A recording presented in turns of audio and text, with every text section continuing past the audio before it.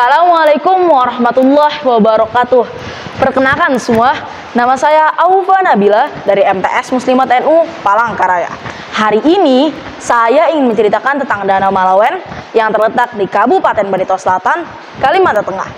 Cerita yang diterbitkan pada tahun 2003 oleh Perpustakaan Daerah Kota Palangkaraya, Provinsi Kalimantan Tengah, yang ditulis oleh Nani Setiawati dengan berjudul Asal Usul Danau Malawen. Nah teman-teman, beginilah awal ceritanya. Dahulu di sebuah desa hiduplah sepasang suami istri yang hidup serba pas-pasan. Walau hidup serba pas-pasan, mereka tetap saling mencintai dan menyayangi. Sudah hampir 10 tahun mereka menikah, tapi belum juga dikaruniai seorang keturunan.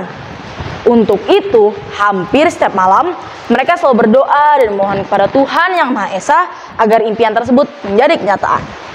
Pada suatu malam, ketika sedang beristirahat, sang istri bermimpi didatangi seorang kakek tua. Jika kalian menginginkan seorang keturunan, kalian harus rela pergi ke hutan untuk bertapa. Baru saja sang istri ini menanyakan sesuatu, laki tua itu baru hilang dari mimpinya. Keesokan harinya pun, sang istri menceritakan perihal mimpinya tersebut kepada sang suami. Sang suami menyetujuinya bahwa besok mereka akan ke hutan dan memulai pertapaannya. Keesokan harinya, usai menyiapkan bekal seadanya, berangkatlah mereka ke hutan dan memulai pertapaannya. Namun sudah berminggu-minggu lamanya mereka memulai pertapaan, belum ada satupun petanda yang muncul. Meskipun harus menahan rasa lapar, haus, dan kantuk, mereka tetap melanjutkan pertapaannya. Namun pada hari ke-100, mereka sudah tidak akan lagi menahan semuanya. Dan pada saat itulah, sang kakek tua itu muncul kembali.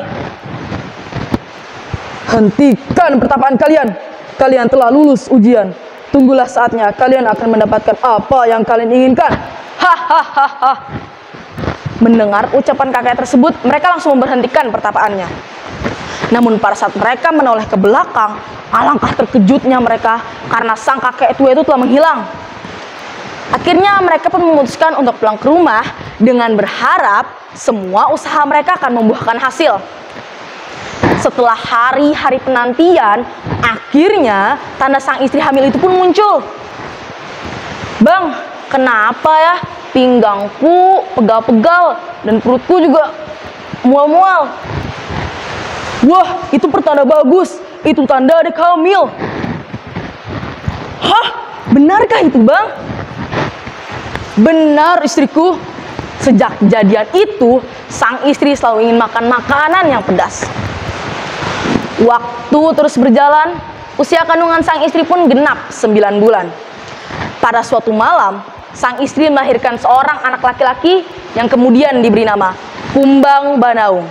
Alangkah senang dan bahagianya pasangan suami istri itu, karena anak yang selama ini mereka yang idam-idamkan telah lahir.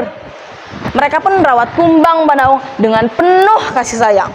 Ketika Kumbang Banaung berusia remaja, mereka memberikannya nasihat agar ia selalu berbakti dan selalu bertutur kata sopan kemanapun ia pergi.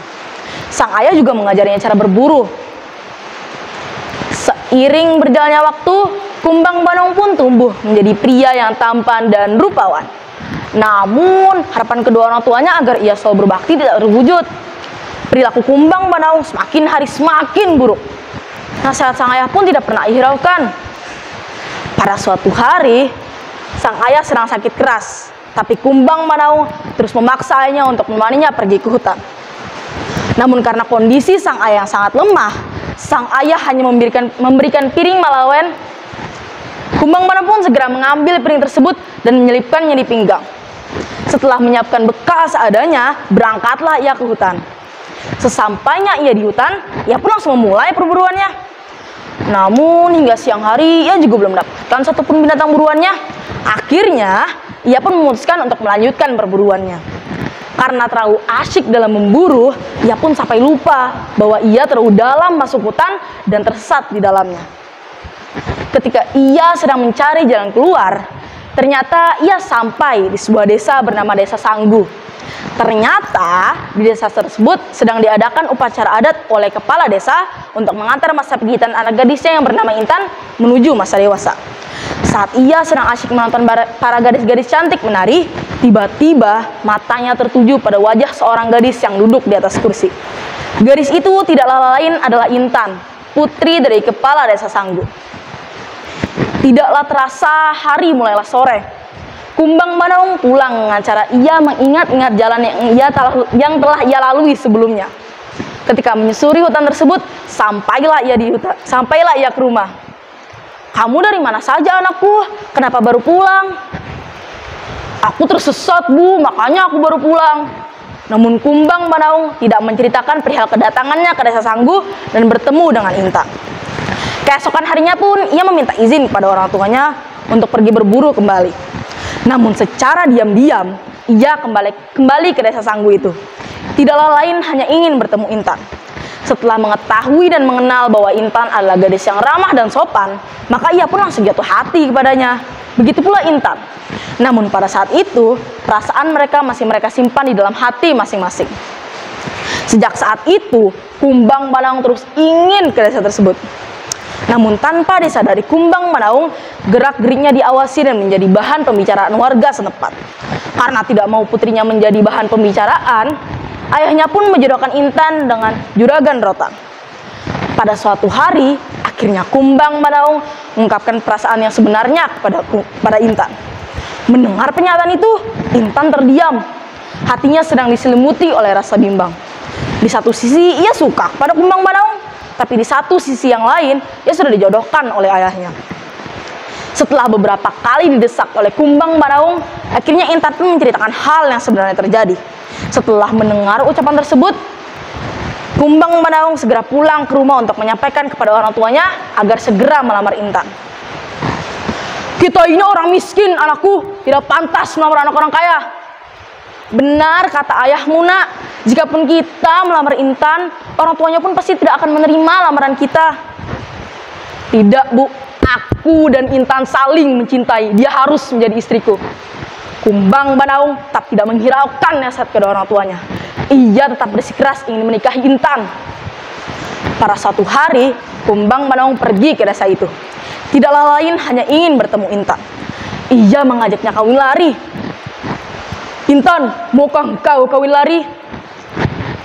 "Iya bang, aku setuju. Aku juga tidak mau dinikahi oleh orang yang sudah mempunyai anak." Setelah melihat keadaan sekelilingnya aman, mereka pun pergi dengan cara mengendap-endap meninggalkan desa tersebut. Namun baru beberapa langkah mereka berjalan, warga yang sedang meronda melihat mereka dan langsung mengejar mereka. Kumbang Banaung dan Intan pun segera mempercepat langkah kakinya. Namun pada saat sampai di tengah sungai, mereka tidak dapat menyeberanginya. "Bang, apa yang harus kita lakukan? Orang-orang desa pasti akan membunuh kita." Dalam keadaan panik, Kumbang Banaung teringat akan piring pusaka pemberian sang ayah. Ia pun langsung mengambil piring tersebut dan melemparkannya ke sungai.